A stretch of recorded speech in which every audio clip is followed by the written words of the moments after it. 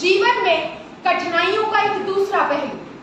गर्मियों का समय था, सूर्य की खिलखिलाती किरणें कण कण रोशन कर रही थी और गर्मियों की छुट्टियों का भी समय था। तब एक बच्चा अपने दादाजी के घर जाता है। वह सदैव उनके साथ खेलता और रहता। एक दिन वह अपने दादाजी से पूछता है कि दादाजी, हमें एक सफल व्यक्ति बनने के लिए क्या करना होता है? क्या आप मुझे इसके लिए कुछ उपाय बता सकते हैं? तब दादाजी सिर हिलाते हुए हाँ कहते हैं और उसे पास की ही एक पौधशाला में लेकर जाते हैं और वहां से 2 पौधे खरीदते हैं। एक पौधे को तो वह घर के अंदर उगाते हैं और एक पौधे को घर के बाहर, और फिर उससे प्रश्न करते हैं कि तुम्हें क्या लगता है कौन सा पौधा ज्यादा विकसित होगा? आप ही सोचिए कौन सा पौधा ज्यादा विकसित होगा। तब वह बच्चा बोलता है कि दादाजी, जो पौधा हमने घर के अंदर लगाया है वह ज्यादा विकसित होगा, क्योंकि वह ज्यादा सुरक्षित है अपेक्षाकृत उस पौधे की जो हमने बाहर लगाया है, क्योंकि उसे अनेक कठिनाइयों का सामना करना पड़ेगा, जैसे तेज हवा, तेज धूप, तूफान व जानवर आदि।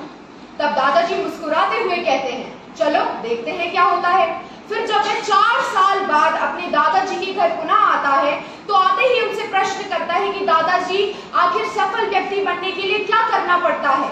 आखिर उसके क्या उपाय हैं? और आप ये भी तो बताइए उन 2 पौधों का क्या हुआ जो हमने उगाए थे?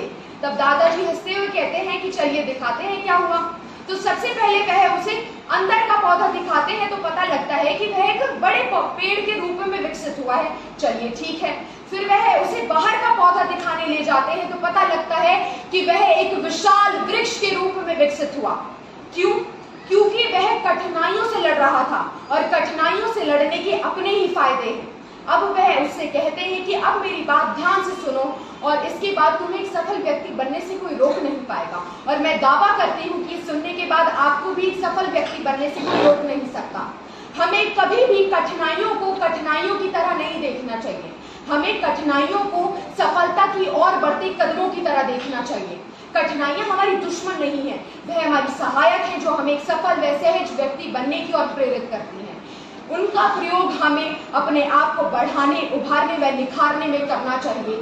और मैं आशा करती हूँ कि आप एक उत्तीर्ण व्यक्ति बनने की ओर बढ़ेंगे और आपको इस कविता से, इस कहानी से कुछ मूल्य प्राप्त हुआ होगा और उस मूल्य को आप अपने जीवन में कहीं ना कहीं तो जरूर प्रयोग करेंगे।